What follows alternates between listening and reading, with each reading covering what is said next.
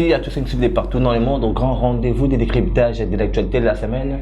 On a toujours un grand rendez-vous à repérer Sabine nos informations par rapport à la news de la République démocratique du Congo.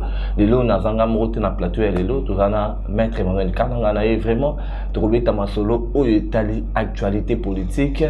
Le 20 mai, il est prévu marche et opposition. On peut également la maître Emmanuel Kananga, mais également régie à liberté provisoire où il y a mise en résidence surveillée à Mongachouchou. Na haute cour militaire, Petro Lobela yango na kati ya décryptage masolo na biso ya actualité ya lelo. Maître Emmanuel Kananga, mbote. Merci Ndeko Niki pour l'invitation. Tolobela Bayimboka, Maye Mazali Koleka na Monyele ya Congo. Merci pour votre invitation. Je suis à votre disponibilité. Vous êtes à notre disponibilité, Maître Emmanuel Kananga. Oui. Maître Eto, quand as vraiment la carte à Mozindo et à faire mon chouchou. Haute cour militaire a rejeté des demandes. Il y a mise en liberté provisoire. Il y a député Mwanga Chouchou. Puis il y a mise en résidence surveillée. Requête est recevable mais non fondée. Interprétation est anime. Je pense que eloko oyo esalaka ba Congolais pasi ezali komona un présumé criminel à sa député national maître Bayibiniti non elongo était pourquoi vous avez criminel. Quand on parle d'un présumé criminel, on fait allusion à une personne qui est incriminée, oyo bazali kotukaye na mabe moko oyo tobengi yakobuka mibeko. Alors, ozala député, ozali sénateur, ozali nani, tango bazali kotuka yo liboso ya ba nzuzi to bayi mibeko bakobenga yo un présumé criminel jusqu'à ce que culpabilité na yo ezala établi na jugement oyo ekofandisa oyo tobengi mbano na yo. Oui, justement, maître Emmanuel Kananga parce qu'il va t'aider à faire des bisous. Oui. Tant que va faire mon chouchou, te belé, combien de bantés les belés vont comprendre. Oui. Nous autant qu'il a bango locaux pour base d'éléments, va comprendre et permettre à monsieur plutôt développer ming. Oui. La défense du député Mwanga Chouchou avait déposé une requête introductive contenant 3 motifs pour demander à la haute cour militaire de se déclarer incompétente. 1. L'irrégularité de la procédure de flagrance, l'illégalité des jugeants députés en fonction et la requête de sa mise en liberté provisoire. Il y a par rapport à la présumé innocent. Cette cour s'est déclarée compétente. En premier lieu, la haute cour militaire a soutenu que la procédure de flagrance est applicable dans la mesure où des armes et des munitions de guerre ont été trouvées à la résidence des députés incriminés à Kinshasa. Et également dans une concession minière qui lui appartient à Goma dans le Nord Kivu. Oui. Le juge président de la haute cour militaire dont le siège se retrouve à Kinshasa a indiqué suite à la proclamation de l'état de siège dans le Nord Kivu, ordonnance présidentielle, les immunités, les privilèges des juridictions civiles ont remplacé les juridictions militaires. Oui. Au groupe, ça me fait interprétation, on a mettre. Oui. Au lobby, les immunités et les privilèges des juridictions civiles ont remplacé les juridictions militaires. Oui. La haute cour a rejeté la demande de liberté provisoire faite la jugeant infondée. En outre, la haute cour militaire a prescrit au procureur de l'audience de procéder à l'analyse et à l'exploitation et à l'examen des articles saisis. Le juge président a conclu, a demandé au procureur d'examiner, d'explorer et d'analyser les objets trouvés à Kinshasa dans le Nord Kivu afin de déterminer les rapports avec l'affaire en cours. Le député national Edouard Mongachouch et le commissaire principal Robert Moussoua Maliwa, Balik, gardien de sa résidence à Goma, dans le Nord Kivu, font l'objet de poursuites pour participation à un mouvement insurrectionnel de détention sans titre ni droit d'armes et de munitions de guerre, incitation des militaires à commettre des actes contraires au devoir ou à la discipline, trahison, atteinte à la sécurité de l'État et association des malfaiteurs. Oui. Maître. Oui. Par rapport à l'élément auto, tomboliwana. Yo lecture na uzanine. Tout l'élément européen sabiso ou vraiment et zo ça vraiment flagrance par rapport à député Mongachouch lelo qu'il faut ba tikaité. Et par baso déclarer que na procès oyo ma question de fond baso bilango na procès on a été pour la nini. Ba question de fond il faut constituer yango pour na droit tozalaka mingi trop précis. Donc on ne pose pas une question en vague. Donc il faut toujours préciser pour que... Oui, la question des fois, par exemple, comment un individu, un député national peut avoir une concession minière, par exemple. Pourquoi cette question n'est pas vraiment bien établie au niveau, il y a un procès, par exemple. Ok. Merci beaucoup pour la mituna nyonso na lecture oyo utiko sala po tolimbolela ba mboka ba comprendre. Oyebi que na etando ya mboka esika bazui minduki na concession ya Mongachouch etando ya mboka wana nde balobike na moma oyo tozali sika oyo mokonzi ya mboka vi insécurité oyo ebandaki korenye na parti ya mabele wana eloko oyo ezosala biso ba congolais pasi na kati ya motema parce que tovandi na bato mosusu na kati ya mboka croyant que bazali bato ya limienia ndenge outi koyebisa ngai keno mwana mboka wana azali député na kati ya assemblée mais ezala député ezala sénateur babengaka bango ba honorable kombo wana ezali kombo ya limiemia mais vu que bandeko wana balakisi biso oyo tobengaka deuxième face na bango face wana ezali kosala keno oyo tobengaka sabotage ya République démocratique du Congo basabote mboka na biso et tango tozali kolela ba Rwandais bazali koboma mais y compris bandeko wana c'est ça esika oyo tozali ko déplorer oyo tobengaka infiltration infiltration pourquoi parce que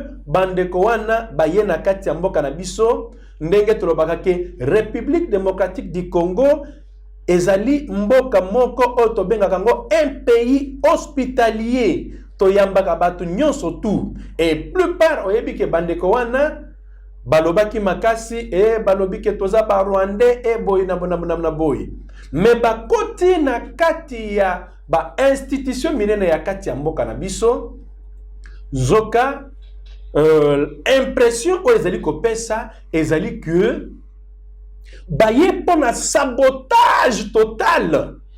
Maître Manuel Kananga, nous signaler que Edouard Mongachouch est député national Yama Sisi, Azana Kati à parti RCD. Est-ce que l'autre rôle est RCD, malgré tout côté de l'institution, va rendre un mauvais service? Mais tokoki koloba ou bien tozo le bela makambo oyo batu nyonso tu bamoni ba congolais bamoni monde entier et moni sans que tokende à gauche ou à droite. Alors, pour vous, hein, service au bazali ko rendre, je ne sais pas. Yonde okoyeba na ko qualifier yango que non ezali service moko loyal ou indigne.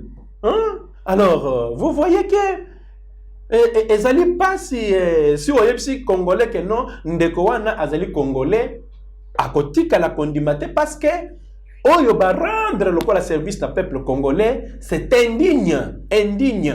Alors, on a retrouvé ba arme na kati ya concession na ye, et vous savez que non c'est chaque jour qu'on tue à l'est, mais yoza député ba arme wana na kati kuna esali nini pe ya musala nini ba arme belendenge wana. Est-ce que ba arme wana tangu yo ozana yango ba pesa ki yo autorisation ya kovandisa ba arme ebele bongo na kati ya concession na yo?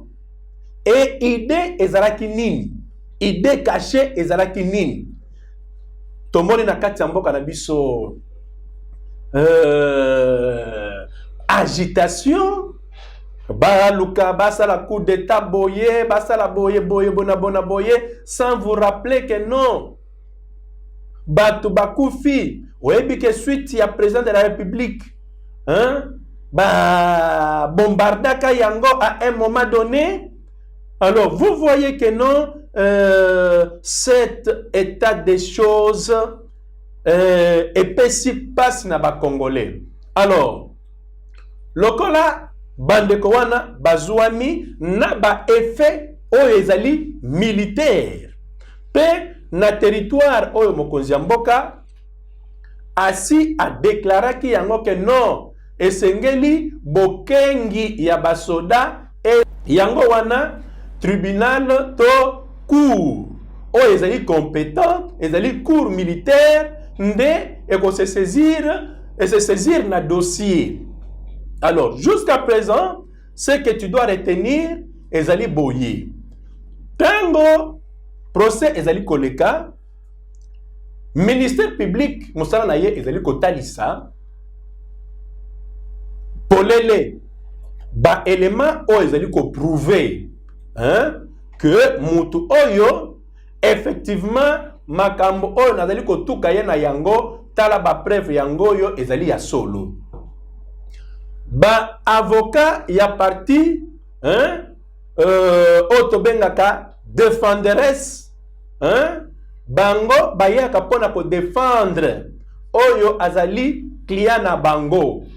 Ata bolakisi noir sur blanc, hein, ako séché parce que balabake avocat a séchakate, ako luka toujours à présenter ba moyen ya défense. Alors, na kat na bango mibale entre ministère public na ba avocat ya parti ya défense, ezala parti oyo tobengaka parti ya ba victime to parti civil.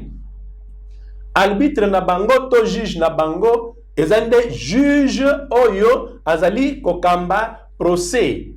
Yende bapesi pouvoir discrétionnaire ya ko apprécier, hein, bafé pe kotala oyo ezali fondé na oyo ezali fondé te. Alors c'est ainsi que oyo kike demande ya liberté provisoire oyo ezalaki bakotisaki yango liboso ya cour a jugé yango, hein, a jugé yango amoni que non demande wana ezali recevable parce que bakotisi yango bayambi cour yambi yango, mais cour tango examiner yango amoni que non ezali fondé te. Donc ezali na esika oyo evandisami te, esika oyo elongobani te. Donc cour asalini a rejeté yango po ete a continuer na auto bengaka instruction ya dossier ekende na suka totala nani azali coupable na kati ya dossier wana. C'est ça ce qui est en train de se faire. Azali coupable na kati ya dossier wana mettre par rapport à l'interprétation et le Kotoba qui le juge président de la haute cour militaire, dont le siège se trouve à Kinshasa, a indiqué que suite à la proclamation de l'état de siège dans le Nord Kivu, sur ordonnance présidentielle, les immunités et les privilèges de juridiction civile ont remplacé les juridictions militaires. Cela veut dire quoi concrètement? D'ailleurs, na koloba yango awa na territoire oyo ba déclaré Bokengi, oui. État de siège. Na français. État de siège. Ah oui, état de siège na français. Donc, ba déclaré na lingala ezali Bokengi ya basoda. Hein?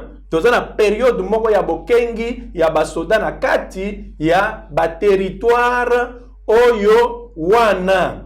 Alors, lokola Bokengi wana ezali omoni que non ba juridiction civile. Hein? Ouais, c'est là qui juger affaire, hein? Il y a ba civil tout ça, ba remplacer yango na juridiction militaire.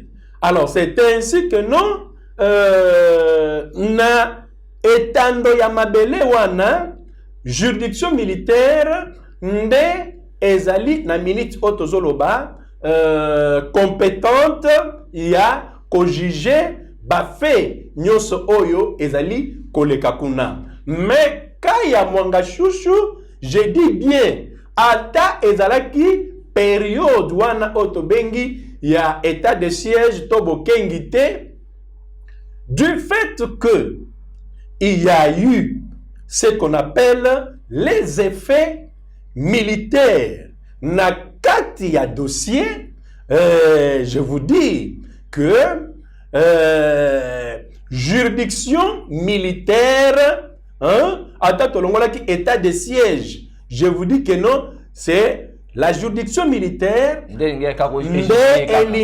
qui compétente, il y a ko entendre, ko yoka, ko juger, ndeko mwanga chouchou. Par rapport à mon chouchou, mais maître Emmanuel Batebele, pourquoi il militaire n'est jusque-là, lever en haute. Procédure juridique. Procédure ezali que non. Ici, nous avons affaire à un cas de flagrance.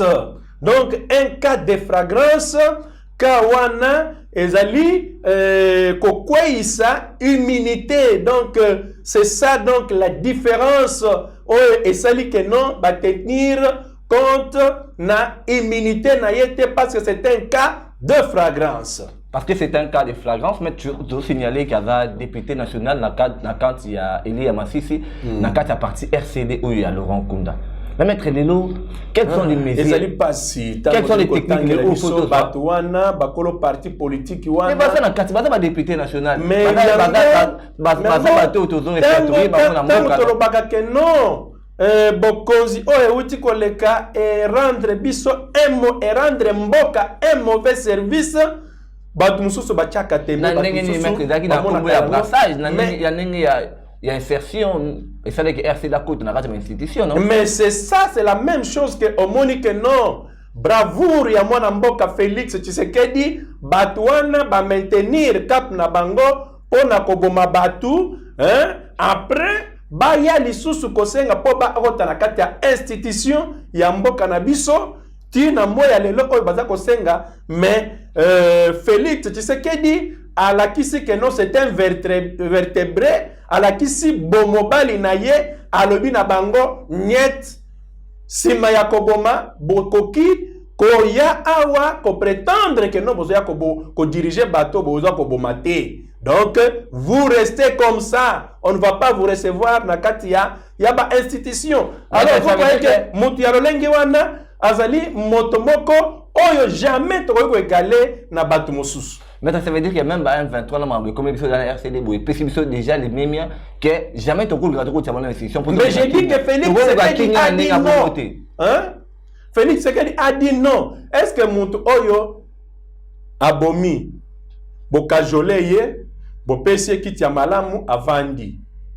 Est-ce que mutu wana na mutu na ye na bongo na ye akozwa nini na mutu na ye akoyeba kaka no lobi lisusu soki na longo na kitu na vandi na kozonga na ke koboma lisusu lobi na koya lisusu, n'est-ce pas?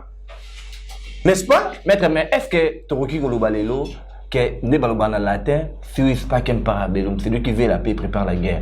Parce que les autres monde qui voient négociation, ils ont chasser au naturel des régions au galop. Est-ce que les lots Toroki Kolukasu sous paix, Toro Lukasu sous paix, na nenga négociation te, Toroki n'est-ce qu'on a procédé ni? Parce que mais négociation. Négociation, non, je négociation, quand vous négociez, il faut être prudent, n'est-ce pas? On ne négocie pas pour sortir totalement perdant. On va négocier, oui, venez négocier. Et si vous voulez la paix, Bolongola, Bozonga na vie ya ba civil, c'est ça la négociation. Mutu akoya ko attaquer bino lisusu azalité, mais koya kokota na kati ya ba institution ya l'état la NON croix. Maître, quoi maître, à quel prix, quelle technique, quelles sont les stratégies autoroutiques? Ici, nous avons affaire ya ba criminel oyo bazali babandi koboma batu na est ya République démocratique du Congo bazali kotika te. Alors batu ya ndenge wana nde biso tolobi boye kopesa bango kiti ya bokonzi mpo bazonga lisusu koboma soki alonga na kiti wana azongi mbala moko na zamba azui arme abomi batu aluki susu kiti mususu ya kovanda. Et vous trouvez ça normal? C'est ça l'évolution de la démocratie? Maître Emmanuel, quelles sont les stratégies qu'il faut mettre en place pour mettre fin à la sécurité à l'est? Au PC la stratégie parce que au nom de la paix, ça dit que qui est prêt pour la paix sa vie. Parce que les négociations, insertion, intégrer rebelle,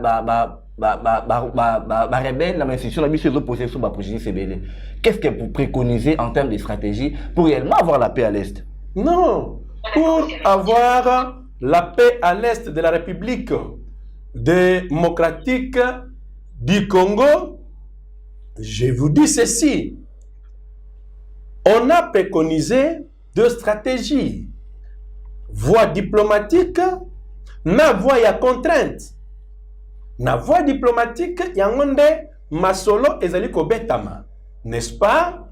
Pona koluka kimia bandeko wana bati kamisala o bazali kosala ba contre la institution. Non, pas contre la institution. Bazonga na vie ya ba civil. Est-ce que vous en êtes faisable, maître? Ezali faisable. Je dis que ezali faisable. Mutamesai déjà na minduki azonga na vie normale ya. Mutamesai dans la vie à copier azonga na vie normale. Est-ce que Kosimba, quelles sont les assurances ou l'état au Tchela à vie pour continuer à vivre en tant que citoyen? Mais je vous dis que ce que na makala kuna na ba prison na biso. Okomona que non, bazali kosta la prison kuna. Alors bango baza ba spécial, hein?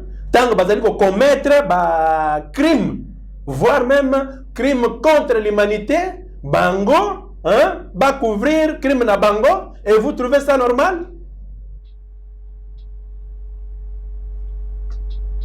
Mais est-ce que dans tout ça, est-ce qu'il y a la main des présidents rwandais Kagame dans tout ça? Mais j'ai dit ceci, Batouana, tango bazali ko attaquer bango, bazali ko kimela wapi na Rwanda te, hein? Jusqu'à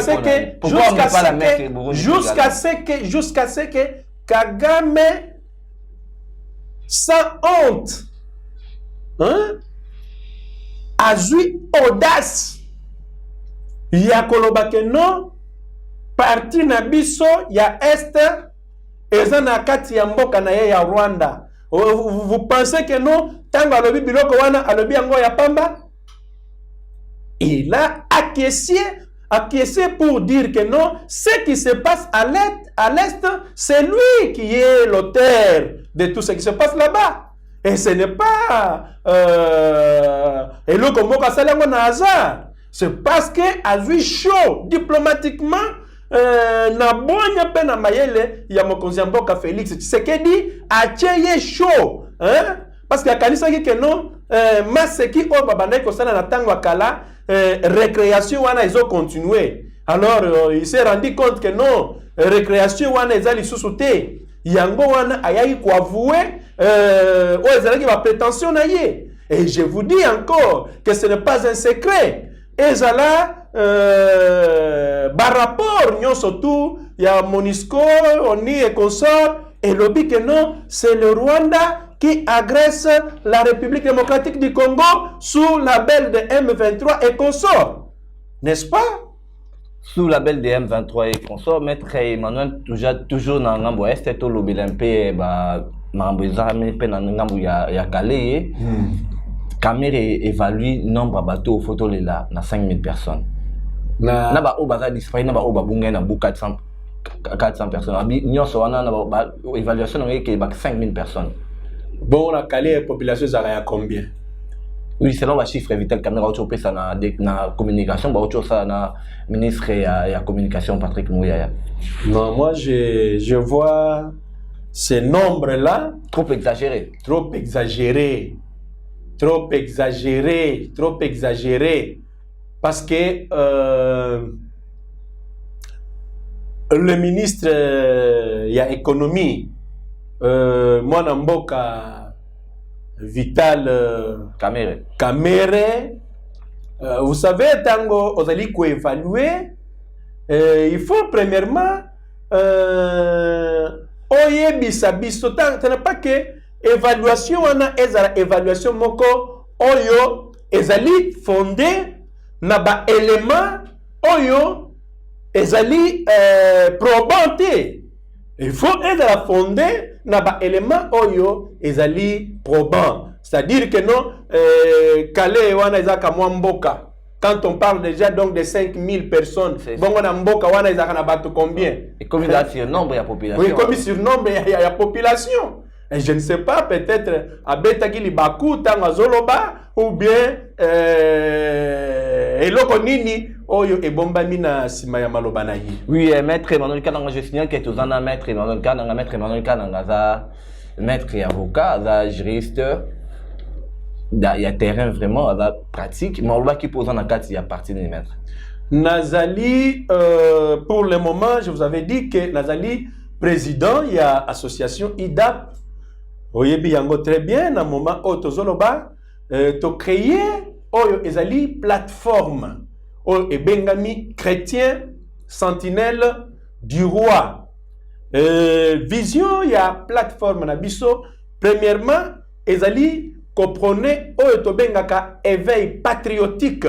Donc, ko défendre mboka na biso, et na kati ya plateforme na biso, tozali na oyo tozali ko poursuivre lokola ko garantir ba institution ya mboka na biso oyo ezali représenter mingi na institution ya liboso otobengi président de la République.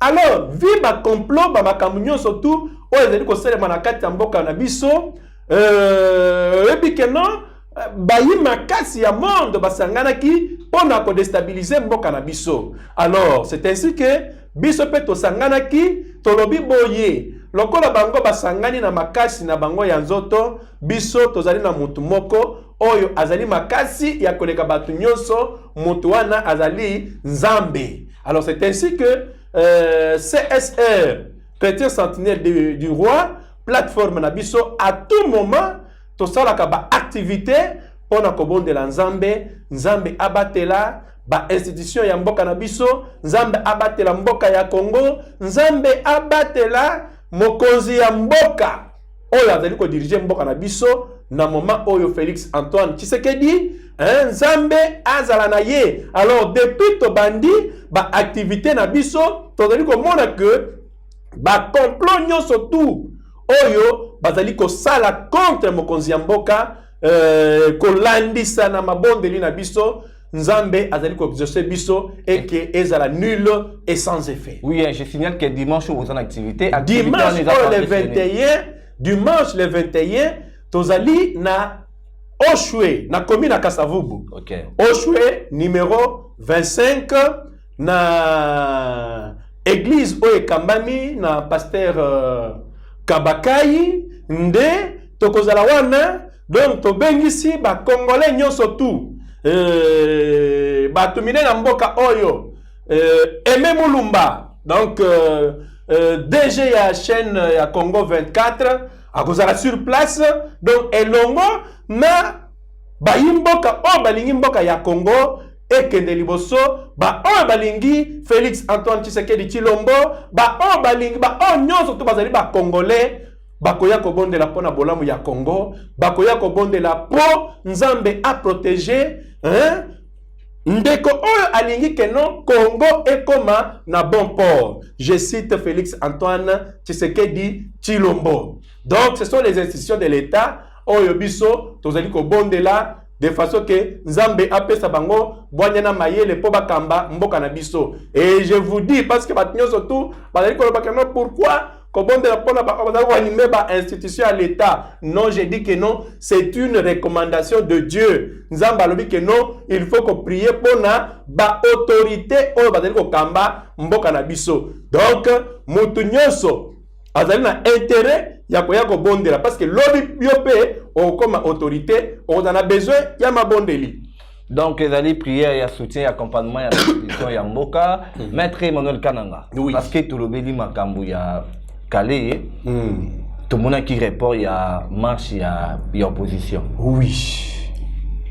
Déjà il a prévu pour les ventes. Mais pourquoi et là, on va marcher dans les légal par rapport au soutenir disparaître mais pourquoi pouvoir et ça la contradiction dans le pouvoir non mon cher ami oyebi baventir o ezali ko salema na oyo ezali ko benga opposition na mboka na biso donc ezali baventir o to benga baventir ya mauvaise goût. Mais écoutez. Ndeko lokola matata poni. Yo le bika makambo ya bato Calais. Mais Calais, je venais de vous dire que non, ezali catastrophe naturelle. Bayete que non, pouvoir atteindre bato ba kende koboma non. Et je vous ai dit que ça les mi peine en Rwanda bato ba kufi. Et ça la maka partout. Mais bandeko wana, ce qui fait fâcher le peuple congolais. Ezali que non, mutu lokola matata ponyo tozwana nuye. Bapesi mbongo akende osala bilanga aya na masango ya bukanga lonzo ye akamati mbongo wana alie nyonso tu. Et maintenant azolo bakeno peuple congolais masango ezalite il faut totambola.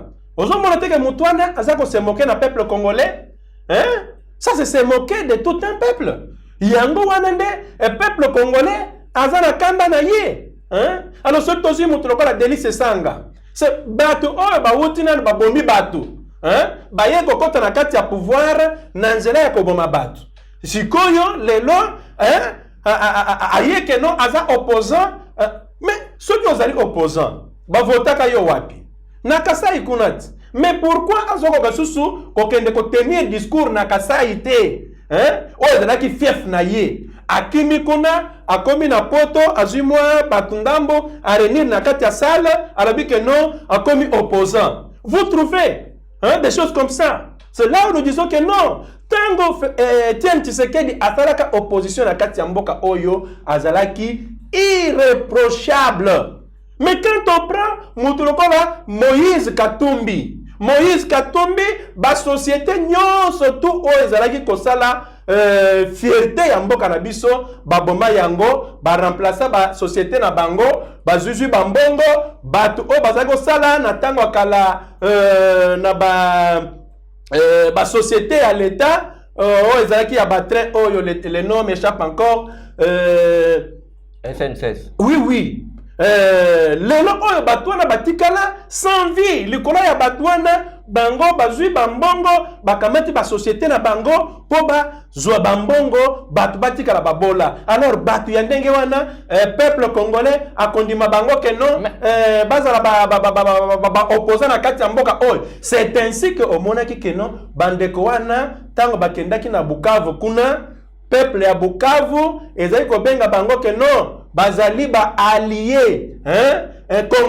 conglomérat ya ba allié ya M23 yango peuple a épargné ka bango te achassa ka bango. Alors ils viennent ici à Kinshasa na makanis na bango ke non ba kinois nde bakoki ko dribbler kino ni na kozala na sima na bango soki nazwi ndeko Martin Fayulu tango ndeko Félix Tshisekedi va voter hier. Kagame nous a dit ici, hier moko Martin Fayulu lobby que Kagame azoya kotia na pouvoir ya koloba na cour na biso que non est proclamé donc ebimisa résultat ya mutu oya gagné ba élection te est proclamé Félix Tshisekedi te hier azoya awa na kati mboka. Vous comprenez que ça énerve que Kagame a na même mise na kati mboka na biso Martin Fayulu alobakeno Kagame azoya awa po achiaye président de la République. Mais alors vous comprenez que c'est ça ce que nous appelons conglomérat des alliés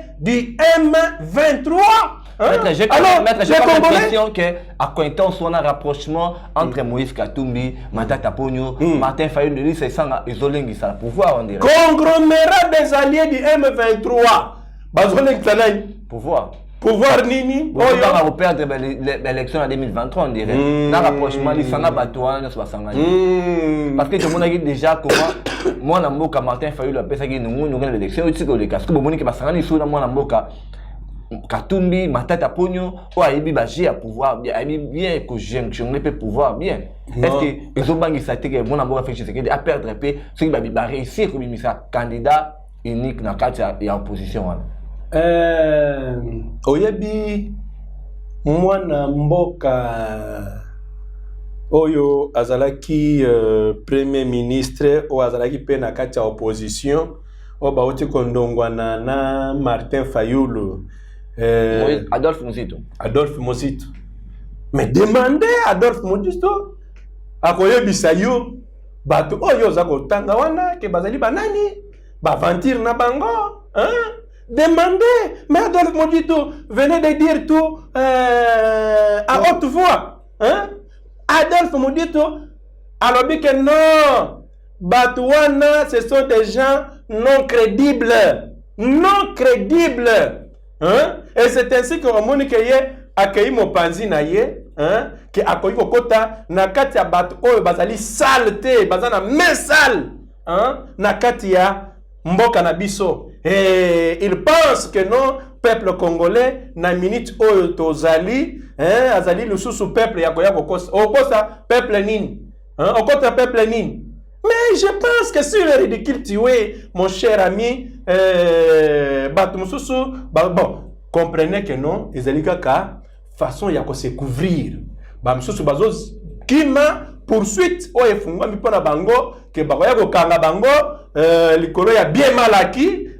Alors pour se couvrir basala moi ba scénario moko boye mpo ba bimakeno baza ba opposant il y a depuis quand un opposant qui est voleur qui est présumé voleur un opposant bazali ko tuka yo na tribunal on allait ko échapper on allait ko kimakeno tous vous allez dire que non des gens comme ça c'est ça l'opposition oh basalaki opposition na mboka oyo ezalaki IDPS à part IDPS ba oyo bazali ko ya oyo je pense que c'est très malheureux ya ko benga bango ba opposant maître benga bango ba opportuniste ou bien on va opportuniste vous pensez que marche il y a les 20 mai oyo isa opportunité bango passe pas la marche lokola tango ya IDPS osoyoka yango na kati mboka oyo et je vous dis UDPS, ceux qui ont dit que la marche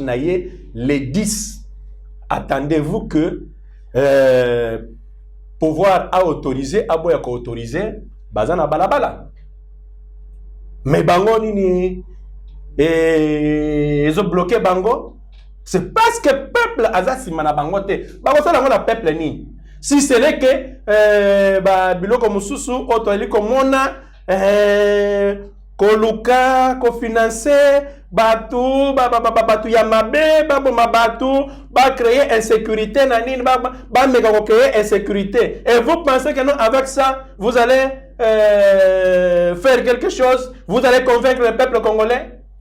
Mais non, non. Au moment où je vous parle, mon frère Niki, yeba que non, mboka ya Congo, jusqu'au moment où tozolo ba awa, ils allaient traverser crise. Il y a opposition. Mboka ils allaient traverser crise et opposition, mais balobi pe mboka ils allaient traverser crise financière. Les lo balobi, moi la mboka Vital Kamerhe. Oyo pe babi par soin inter la pays par la salité. Depuis ay pe na finance. Oui. Mbulu qui est dans l'économie makasi. Babi aza trop théorique par rapport à la communication na ministre Patrick Muyaya. Yo comment ça apprécier déjà gestion il y a Vital Kamerhe dans le ministère économique. Bon, je vois que c'est très tôt hein, c'est très tôt, il y a qu'au apprécier hein gestion naie, tozali kotala tomona eloko nini oyo akwaporter la contribution naie na kati ya mboka. Parce que si lelo bapesa ki pouvoir les aki libéré te non voilà Félix Tshisekedi alingi kolia ye moko alingi ko travailler na batute, mais nous avons apprécié que non à travailler na batu nyonso tout, mais quand à batuana quoi porter apport na bango na mboka pour être peuple congolais abete la bango maboko. Mais du moins je peux vous dire que depuis longtemps na touti kotanga na yo awa que non RDC na oyo ezali kotala finance azali ko évoluer makasi na o etali réserve stratégique o etali budget o etali donc mboka na biso ezali apprécier faux monétaire international azali ko apprécier gestion. La RDC est classée parmi les 10 pays les plus riches au monde selon les rapports de l'FMI. Mais donc il y a un moni que non lelo oyo avec politique ya Félix Tshisekedi mboka ezali ko bima na katia ya libulu. Ne voyez pas babiloko mususu oyo ezali ko mona oyo. Je vous dis que non. Na kati ya mboka oyo tozalaki na bandoki. Vous pouvez vous imaginer que batu bazali okende na Kasai kuna kosomba masangu misusu okende kobwaka yango na mai po crise ekota na kati ya mboka baloba ke non gestion ya pouvoir ezali malamu te. Vous imaginez des gens comme ça hein?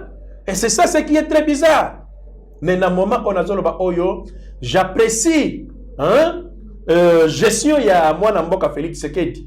Ndeko Niki si na bandi kotangela yo lelo oyo combien de fonctionnaires ya l'état ba NU oyo bazali mécanisé hein kende epa ya ministre Liaou oyo nazali pe kobwakela ba flair hein tel ba pesio nombre ya ba NU hein? La nouvelle unité. Oui, oh bazali mécanisé. Dernièrement c'était 23 000. Hein? Oh ba mécanisé bazali ko mbongo te, mbongo batu mosusu bakomaki ndenge bazaki wana na kati ya ministère ya budget na finance ba misusu ba misali ba compte ye moko na ba compte soki combien bazali ko toucher mbongo ya l'état. Mais oh que Dieu bénisse Mwana mboka IGF avec Gilles Alingete. Gilles Alingete, les patrons de la régie financière. Mais oui, je vous dis que non. Hein? Ndeko wana pona bolingo ya mboka topese pena longonya. Yango moni kuna ba onyozo system wana ya ko détourner. Lelo ko bazo koma musala te, ba kimi bango moko. Omoni ke mutu mabe akokima kaka ye moko. Biso tolobi ke mboka ya Congo eza mboka sacré, eza mboka ya Nzambe. Ata balingi bakanga yango à gauche ekobimela à droite. so bakei bakangela yango à droite ekobimela liboso so bokoboka donc Congo na minute tozoloba awa bakoki ko stopper yango te jusqu'à ce que lumière ya Congo ekobriller na kati ya mboka oyo et monde entier bakoya ko apprécier mboka ya Congo. C'est ça notre détermination. Monde entier koya ko apprécier mboka Congo mettre tozo silisa na mais na lito tant article moko. Oui. Comme ça il y a ngonde vraiment to conseil lango analyse auto chuter vraiment na suka émission na biso oyo. Au cours d'une conférence de presse tenue par le vice-premier ministre congolais des Affaires étrangères, Christophe Lutundula, a affirmé que les forces de la SADC pourraient être déployées sur les zones en conflit en RDC. Oui. Il a donné la transition entre le 15 et le 20 juin. Le patron de la diplomatie congolaise précise que le mandat de cette force régionale est offensif. Christophe Lutundula dit avoir déjà démarré le travail de préparation pour la tenue du sommet préalable au déploiement de cette force de la SADC. Oui. Il vient encore dire un élément très important par rapport à l'EAC. Parce que nous allons faire un parallélisme par rapport à la force et à SADC dans l'EAC. Oui. Parlant de la force de l'EAC, Christophe Lutundula est d'avis que cette dernière n'a pas donné des résultats escomptés. Il a affirmé que sur le terrain, les éléments de cette force se sont ostentatoirement écartés de leur mission, à coalisant et à fraternisant avec les terroristes de M23. Moutou n'a pas ce que vous avez mettre. Oui. Les lots aux accords qui l'EAC, qui va se coaliser dans M23. Qu'est-ce qui rassure au gouvernement congolais que les forces de la SADC et coalisées dans M23? Oui, Bajishaka, Moutou, n'a pas fait. Oyo, Azali, cautionné, n'est-ce pas? Mais on ne met pas la charrie devant le bébé. Devant le bébé. Donc, c'est-à-dire que bandeko oto bengaki keno baya ko epole biso eloko wana bozwa batu bazwa yango na lolenge moko boyete tango ozali ko combattre na moto fo yeba moto wana pour nous tozali ko loba keno ezali eloko moko ya malam puisque on doit comprendre qui est avec nous et qui est contre nous. Ce qui oyebi ba o bazana yo na ba o bazali na yo te oko se situé malam. Donc c'est pour dire que non, na question oyo tuni ngai. Assurance du gouvernement zanango il y a SADC parce qu'il a fait déjà trahir biso. Par rapport à retomber toute chose à Diana et na deux voies. Tous en la voie diplomatique. Tous ali na voie na biso, il y a défense réelle, il y a banamboka ya Congo. Alors, ne pensez pas que tango tozali ko benga bandeko wana baya ko epole biso, biso ba congolais tolali pongi. Non. Le grand Congo se prépare. Et je vous dis, croyez-moi, que na minute tozoloba awa Congo azako s'approvisionner na ba armes, ba biloko ebele, n'est-ce pas? Et mokolo oyo Congo a mené action na ye, je pense que et que ça la surprise munene oyo bato bakokamwa. Oh bato bakokamwa, mais je vous dis que non. Sur la voie diplomatique, nde omoni mokonzi mboka azali ko bundana pour na trouver solution d'une voie où ezali purement diplomatique. Alors n'oubliez pas que à part cette voie, biso ba congolais, biso moko, nous sommes là, chaque jour oyo parce que Webi, Kagame disait autrefois que non, Agozwa déjà, Kalamingi ta otakoloba que non, Azozwa Est wana Bukavu, tout ça et tout ça, Azako Kota. Mais qui n'a moyen de la quantité pourquoi? C'est parce que les militaires congolais, bazali wana, moyen à Kota et zalité. Tous allez couper sa confiance dans les militaires na biso, mais mingi, tous allez ko yebisa bango que non. bakokana na bizaleli ya kalate oyo ezalaki ke non baye bapesi yo kanyaka po trahir mboka ya Congo.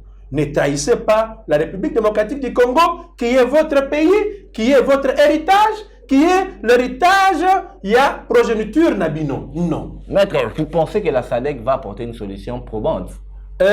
Nous pensons, oui, il faut toujours qu'on ait un espoir, n'est-ce pas? Il faut toujours qu'on ait un espoir que non.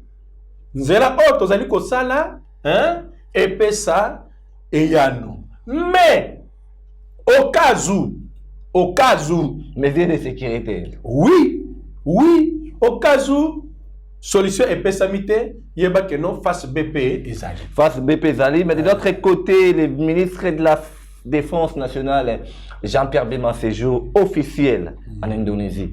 Bon, signaler qu'il est en Indonésie pour une mission officielle pour ouvrir une nouvelle étape de renforcement de la coopération militaire pour le maintien de la sécurité internationale.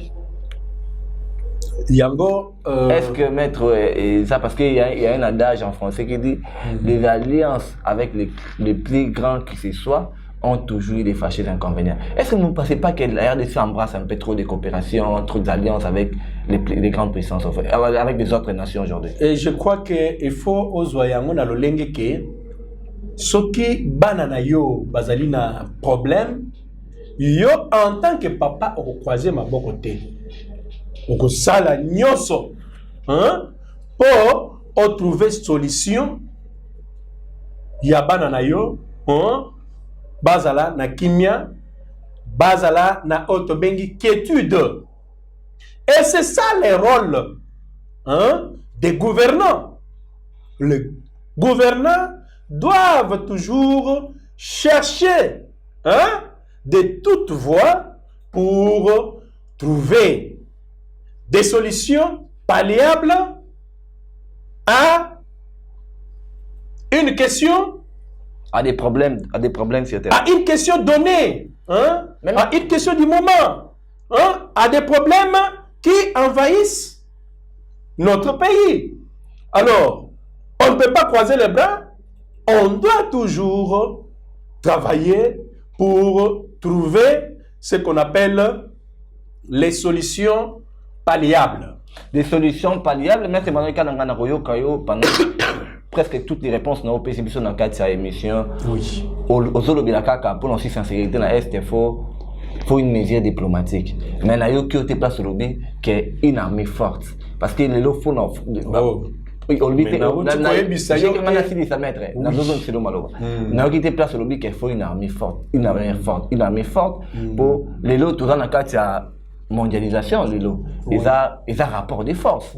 C'est comme si on a rapport de force. Les lots Kagame quand ils se tapent les torses, alors d'accord récupérer une partie à Est parce qu'il y a une armée forte. Mais on se met toujours à faire des alliances avec les grandes puissances, avec la SADC, hier c'était avec les AC. Pourquoi tous on va investir dans la armée de Bissoté? Bissoté tous à la part mesure, il y a bouter neni hors pays na biso parce que tout le monde déjà diplomatie retomber pessimisme tout aussi que le belano makambo et salami de l'eau et ça mis na faire mon chouchou qui va résultat où il y a diplomatie où tout ça là qui na mona mboka kabila où il ça là qui va taper dans 4 institutions tout le monde qui me côté dans mboka et ça là qui m'a mon provisoire les lots c'est transformant la monde mususu va changer couleur bimisi ba tout mususu ba racine mususu au l'auto vivre M23. Est-ce que vous ne pensez pas comme les autres opinions pensent qu'il faut que nous investissons dans l'armée pour que nous ayons une armée forte pour te foutre ennemi hors du territoire de biso même to qui est est mettre bandité qui zabon oyebi que ce que je vous invite il faut oser être très vigilant pour na koyeba maye mazali koleka na kati ya mboka na biso. Armée na biso ezalaki minimisé.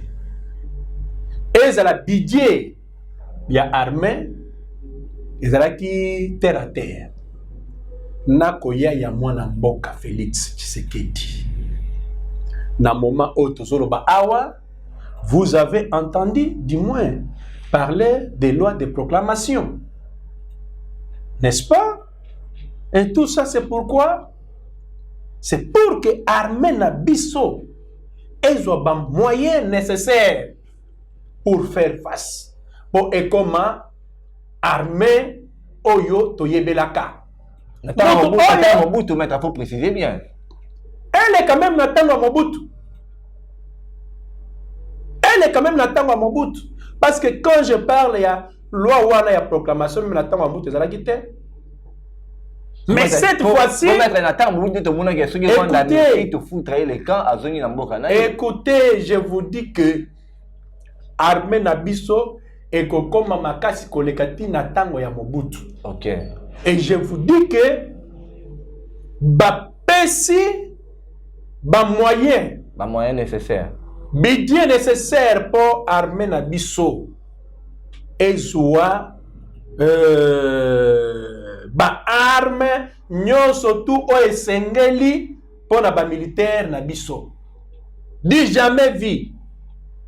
Et oyebi dernièrement que Félix Tshisekedi a salué le premier ya kofungola école militaire o bazali ko former ba militaire minene kuna omona kitanga bafungola ki école wana mokonzi ya mboka ye moko akendaki na esika pona ko former ba soda oyo bazali ba expert na matière ya guerre, n'est-ce pas?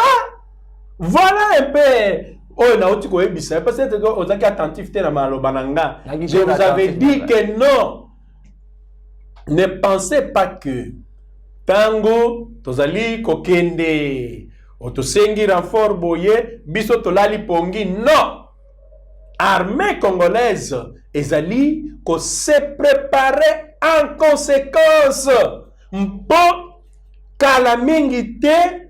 Et comment oui, que je peux vous révéler d'autres choses. Ah, on va dire avion de chasse ezali koya à tout moment. Ezali koya à tout moment. Mais je vous dis que non, mokolo oyo RDC. Et comme ça la réplique. Je pense que non, monde entier est koyeba que RDC et côté kala toujours na esika yango ya RDC. Alors on doit chasser pour ba infiltrer na banini wana kala mingi te FARDC ko sepeli sabino. Kala mingi te FARDC ko sepeli sabino mais mettre lelo toza na tout le monde qui situation en Ukraine, Russie n'a pas bondi Ukraine, les États-Unis a condamné Russie au monde à se mettre derrière Ukraine pour abondir sa Russie. Lelo yolobi que photo taille la paix côté diplomatie.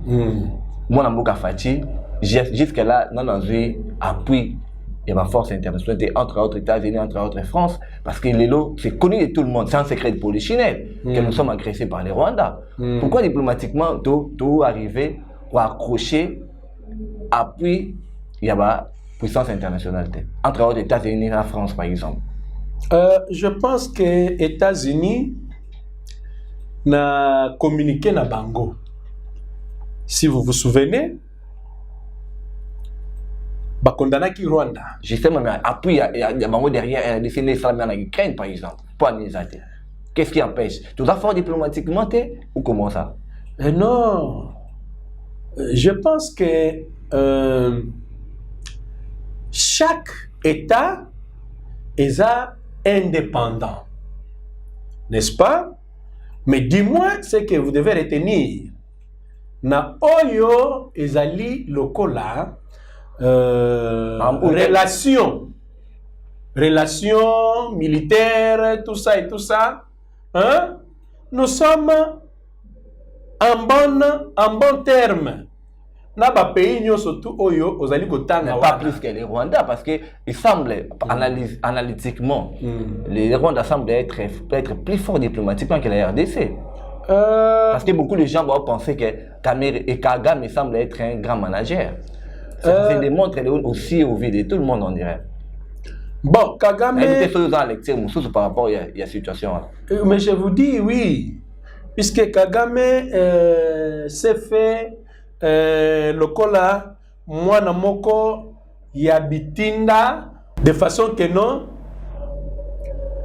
akende ayibela et surtout que non azako déstabiliser Afrique, un Africain, hein, mais qui n'apporte pas une touche par rapport à la construction de l'Afrique. Mais oui, par rapport au développement de l'Afrique. Effectivement, vous voyez que azali ko briller na côté insécurité na Afrique, hein? Alors un tel monsieur, il peut être grand, hein? On peut dire qu'il est grand par rapport à quoi? Vous voyez, celui qui est grand, c'est Félix Tshisekedi, qui est en train de militer pour le développement, hein, de l'Afrique. Et je vous dis que non, si n'était pas Kagame, Tokokangi kozala musika, na moment où tozolo ba awa ba africain, parce que oyebi que non, Congo eza na kati ya carte ya Afrique, hein, développement ya Afrique, pays où eko booster yango ezali Congo. Alors, que l'Afrique a une forme de revolver, sa gazette se trouve en RDC. Oui, et c'est ça ce qui, hein, c'est-à-dire qu'on effrayer le monde entier. C'est-à-dire qu'on effrayer le monde entier parce que, bah, yebi que non, ce qui Congo est fungwami. Tu dois vivre révélation en Franck Fanon. Ah, mais vous savez, parce que c'est Franck Fanon. C'est là où ça doit interpeller tous les Congolais. Il faut interpeller biso ba Congolais nyonso.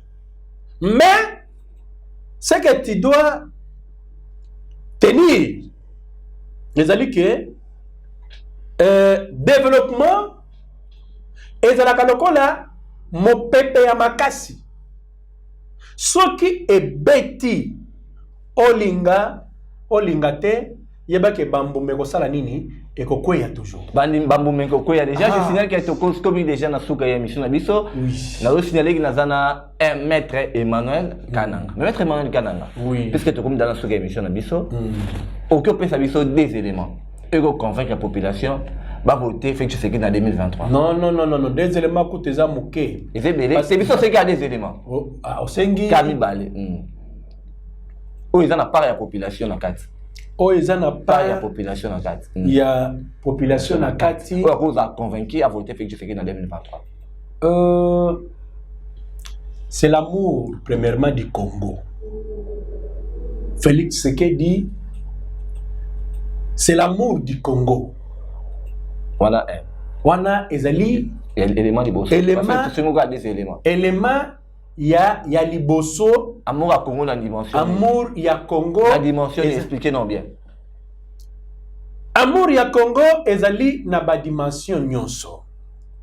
Je dis dimension ya ko développer Congo. Dimension ya ko linga ba Congolais. Je vous ai parlé ici que ceux qui n'atangeli yo ba Congolais o bazui misala. O bazaki na misala te. Ezra bakuluna, ezra banani, lelo oso qui parle que to tanga.